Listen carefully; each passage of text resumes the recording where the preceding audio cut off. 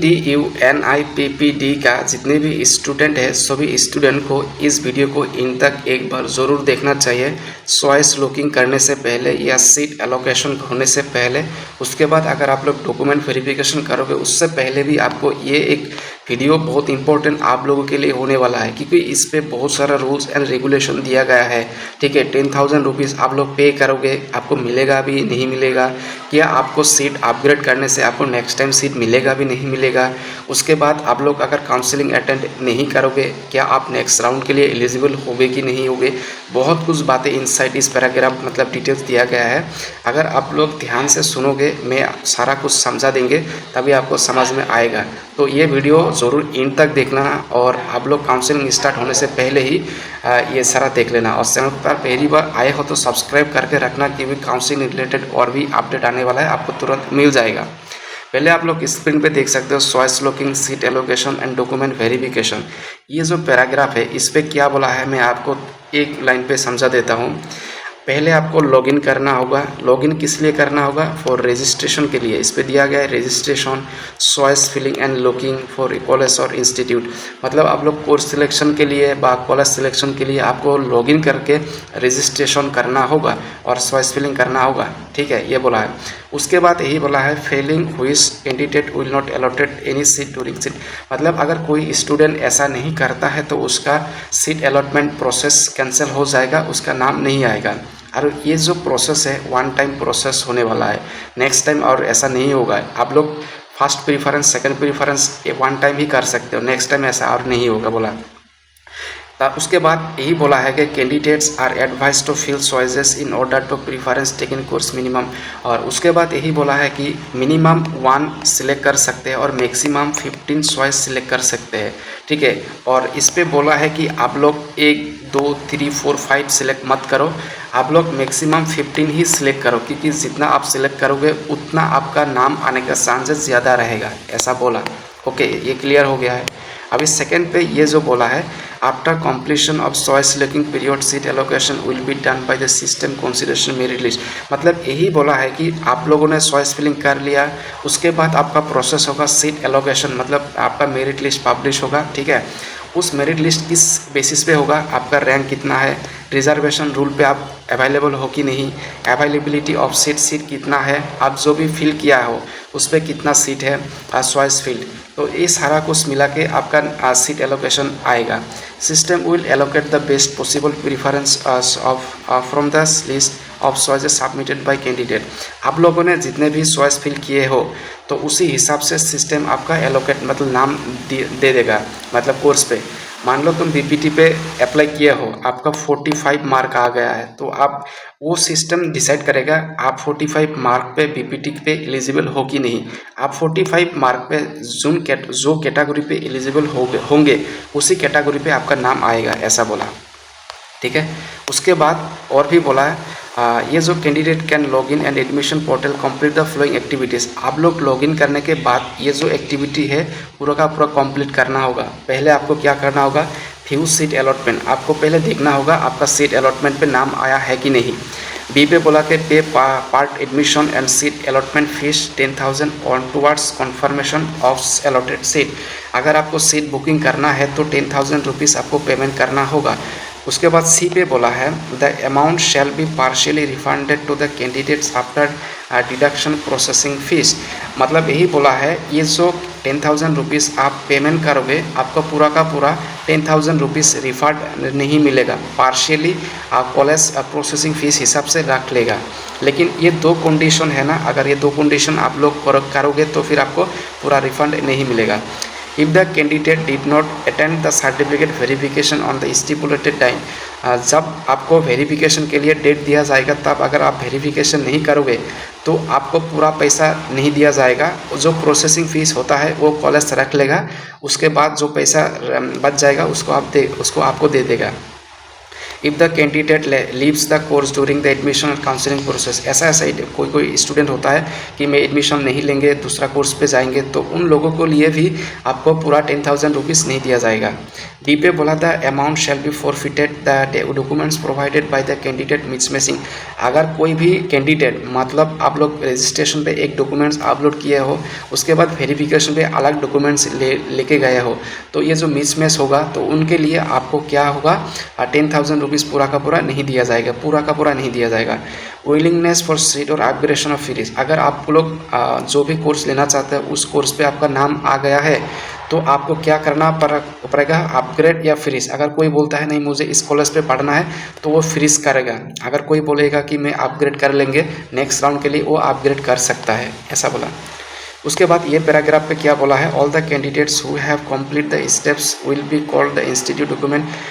मतलब यही बोला है, ये जो प्रोसेस है ये प्रोसेस कंप्लीट होने के बाद आपको इंस्टीट्यूट पे बुलाएगा डॉक्यूमेंट वेरिफिकेशन के लिए। द कैंडिडेट मस्ट फिजिकली, आपको फिजिकली जाना होगा और ओरिजिनल डॉक्यूमेंट्स आपको लेके जाना होगा at date the during document verification के time. Okay, allotted candidates will not come the above activities within the scheduled date time। अगर कोई भी कैंडिडेट जो भी डेट दिया जाएगा उस डेट पे नहीं जाएगा तो फिर उसका सीट कैंसिल हो जाएगा। They will not take part in the further round of seat allocation. अगर डेट दिया है उस डेट पे नहीं गया है तो नेक्स्ट राउंड पे भी उसका नाम नहीं आएगा, ये बोला, मेंशन करके बोला। उसके बाद ये पैराग्राफ पे क्या बोला है, during document verification if there is chance in profile of candidate sense of domicile, social category, social reservation and it affect seat allocation, the allocate seat will be cancel. इसका मतलब यही बोला है, डॉक्यूमेंट जब वेरिफिकेशन के लिए होगा तब अगर कोई कैंडिडेट चाहता है कि मेरा जो मतलब मैं जिस कैटेगरी पे बिलोंग करता हूँ वो कैटेगरी पे मुझे लेना है, ठीक है। मान लो आप रजिस्ट्रेशन पे EWS का दे दिया है, ठीक है, आपको OBC पे जाना है, ध्यान में रखो OBC पे जाना है, आप डॉक्यूमेंट वेरिफिकेशन के लिए गए हो, ठीक है ऐसे।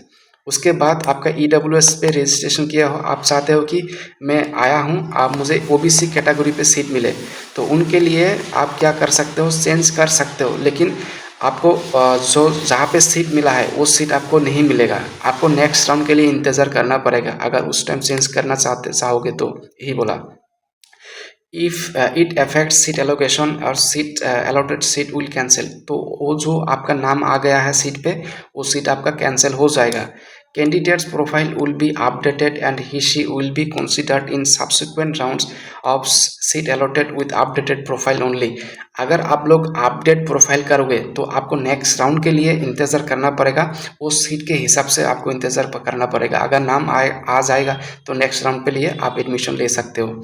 Any reservation category SC, ST, OBC, EWS, PW and KNK can not be added during this period as it affect the overall rank. मतलब आप जब डॉक्यूमेंट वेरिफिकेशन के लिए जाओगे तब आप OBC ऐड नहीं कर सकते हो कि आप बोलोगे कि सर मेरा अभी OBC सर्टिफिकेट आ चुका है, आप मुझे OBC कैटेगरी पे ले लो, ऐसा नहीं होता है, ठीक है। अगर ऐसा करेगा तो फिर रैंक पे इफेक्ट पड़ेगा, ठीक है, तो इसीलिए ऐसा नहीं करेगा। अगर आप लोग चाहते हो कि मुझे OBC कैटेगरी पे ही सीट मिले तो आप पहला जो आपका नाम आ गया है सीट पे वो सीट ऑटोमेटिक कैंसिल हो जाएगा, नेक्स्ट राउंड के लिए आपको इंतज़ार करना पड़ेगा, ऐसा बोला। On successful document verification for a candidate, he/she will have to pay remaining balance amount through the debit card। देखो, अगर आपका सक्सेसफुल वेरिफिकेशन होता है तब आपको रिमेनिंग बैलेंस आपको पेमेंट करना होगा। नेट बैंकिंग से कर सकते हो, डेबिट UPI चालान से कर सकते हो। तो confirm the admission process within the stipulated period of time, उसी टाइम पे आपको क्या करना पड़ेगा, एडमिशन कन्फर्म करना पड़ेगा। On the day of counselling on the balance admission fee is paid online, the candidate marks take a print out admission fee receive further reference. अगर आप लोग काउंसलिंग के दौरान ऑनलाइन पेमेंट करोगे एडमिशन के लिए तो जो रिसीव होगा वो रिसीव आपको रखना होगा, आपको फाड़ के नहीं फेंकना है, वो आपको रखना होगा, ठीक है, रेफरेंस के लिए आपको रखना होगा। A candidate who fails to enroll, register, appear in counseling process on the notified date shall forfeit his claim for a seat। इसका मतलब अगर कोई कैंडिडेट फेल करता है रजिस्टर करने के लिए या काउंसलिंग प्रोसेस करने के लिए, जो भी डेट दिया गया उसी डेट पे अगर नहीं होता है तो वो क्लेम नहीं कर सकता है सीट के लिए, ठीक है। अगर वो ऐसा नहीं बोल सकता है कि मेरा तो नाम आ गया है मुझे सीट दे दो, ऐसा कोई भी क्लेम नहीं कर सकता है, ऐसा बोला। The allotted candidates have choice of option either freeze or upgrade float. The candidate who freeze the seat in first and second round will report allocate institute document verification and admission counseling during their respective rounds. मतलब यही बोला है कि अगर कोई भी student first round पे नाम आ गया है फ्रीज किया, ठीक है सर, सेकेंड राउंड पे नाम आ गया है वो भी फ्रीज किया, तो जो भी स्टूडेंट ऐसा फ्रीज करता है उनको इंस्टीट्यूट पे जाना पड़ेगा फिजिकल डॉक्यूमेंट वेरिफिकेशन के लिए, यही बोला। उसके बाद एक candidate who fails to appear on the notified date time of the document verification counselling after freezing shall forfeit his claim. अगर कोई भी स्टूडेंट मतलब फ्रीज तो कर लिया है ऑनलाइन पे, ठीक है, लेकिन वो नहीं जा पाया डॉक्यूमेंट वेरिफिकेशन के लिए, फिजिकली नहीं जा पाया इंस्टीट्यूशन पे, तब भी वो बंदा क्या नहीं कर सकता है, उसका सीट रहेगा, वो क्लेम नहीं कर सकता है। जब भी आपको डॉक्यूमेंट वेरिफिकेशन के लिए डेट दिया जाएगा उसी डेट पे आपको जाना ही है, ये बात ध्यान में रखो, ठीक है। लास्ट जो पैराग्राफ यही बोला है कि those candidate who have opt upgrade float their allotted seat may be allotted seat depending on the vacancy by non reporting candidates and seat cancellation during the first. इसके मतलब यही बोला है कि अगर कोई अपग्रेड कर लिया है या फ्लोट कर लिया है तो उन लोगों को सीट किस तरह मिलेगा। मान लो मेरा नाम पहला राउंड पे आ गया है, ठीक है, मैंने एडमिशन नहीं लिया हूँ, मैंने दूसरे कोर्स पे गया हूँ, तो वो जो सीट वैकेंट हो गया है तो उसी वैकेंट सीट के हिसाब से आपको अपग्रेड करने वाला को सीट मिलेगा, ठीक है। वैकेंट के हिसाब से ही जो भी लोग अपग्रेड करेगा उनको सीट मिलेगा, ऐसा बोला। After each round of document verification काम e counselling admission net vacant seat will be allocate. सब कुछ कंप्लीट हो जाने के बाद एक नेट वैकेंट से लिस्ट निकल के आएगा, वो आपको ध्यान में रखना होगा, ठीक है। एक नेट वैकेंट लिस्ट निकल के आएगा ऑफिशियल पोर्टल पे, जब आएगा आपको अपडेट करेंगे, ठीक है। Seat allocation document verification will continue 2 to 3 rounds और till seats are filled up depending on the vacancy and come. इसका मतलब यही बोला है 2 राउंड भी हो सकता है, 3 राउंड भी हो सकता है, 4 राउंड भी हो सकता है, जब तक सीट फुल नहीं होता है तब तक ये प्रोसेस चलता रहेगा, ठीक है। बस इतना ही कुछ है, मतलब मेरे ख्याल से ये जो इन्फॉर्मेशन है आप लोगों के लिए बहुत ही इंपॉर्टेंट इन्फॉर्मेशन है, तो वीडियो पर लाइक कर देना और इसी तरीके से इन्फॉर्मेशन पाने के लिए सब्सक्राइब जरूर कर लेना।